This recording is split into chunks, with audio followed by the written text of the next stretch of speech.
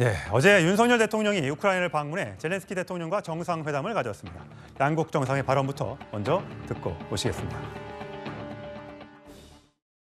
생 즉 사, 사 즉 생의 정신으로 우리가 강력히 연대해 함께 싸워 나간다면 분명 우리의 자유와 민주주의를 지켜낼 수 있을 것입니다. 저는 드니프로강의 기적이 반드시 이루어질 것이라고 믿습니다. 대한민국의 전후 회복과 번영의 역사가 그 가능성을 말해주고 있습니다.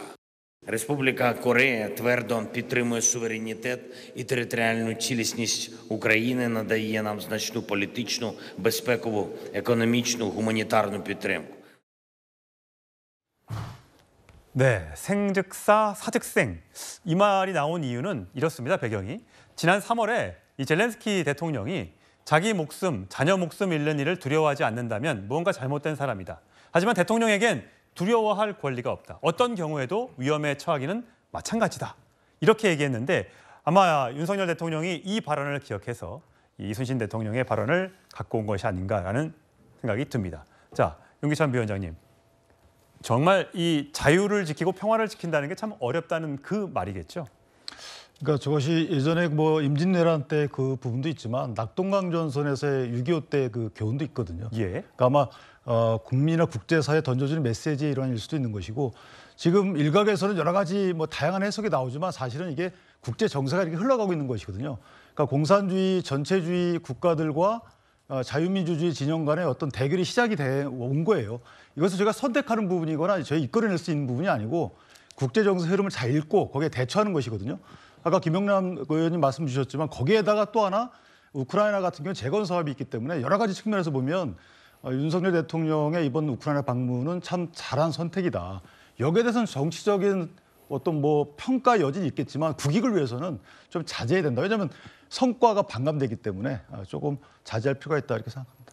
근데 굉장히 이번 방문이 전격적으로 이루어져서 이번에 순방길에 동행한 이 대통령실 취재 기자들도 마지막에 급격히 알았었고요. 그다음에 뭐 대한민국 기자 아닌 분들은 나가달라 문 닫고 긴급 브리핑이 이루어졌다고 하고요. 절대 SNS나 전화를 통해서 어디 대통령이 간다 이런 말은 절대 하지 말아달라 이렇게 입단속까지 이루어졌다고 합니다. 그리고 기차와 열차와 차를 통해서 14시간에 걸쳐서 들어갔다 나오는 아주 긴 장도에 올랐던 윤석열 대통령이었는데 여러 가지 성과물을 가지고 온 것 같습니다. 우크라이나와 평화연대 이니셔티브를 추진하고 또 윤 대통령과 젤렌스키 대통령의 장학금을 신설하고 여러 가지 많은 일들을 해왔는데 이게 김영남 전 의원님 이게 먼저 우크라이나의 요청을 여러 차례 한 번도 아니고 여러 차례 요청으로 이루어졌다고 하더라고요. 과거에는 또 일부에서 보도도 나왔는데 거기에 대해서는 이미 대통령실이 부인했다가 그럴 수밖에 없었다 이유를 대긴 되더라고요. 지금 우크라이나의 젤렌스키 대통령은 여러 국가에게 도움을 요청을 하고 있죠. 그래서 일부 서방 국가에서는 뭐랄까요?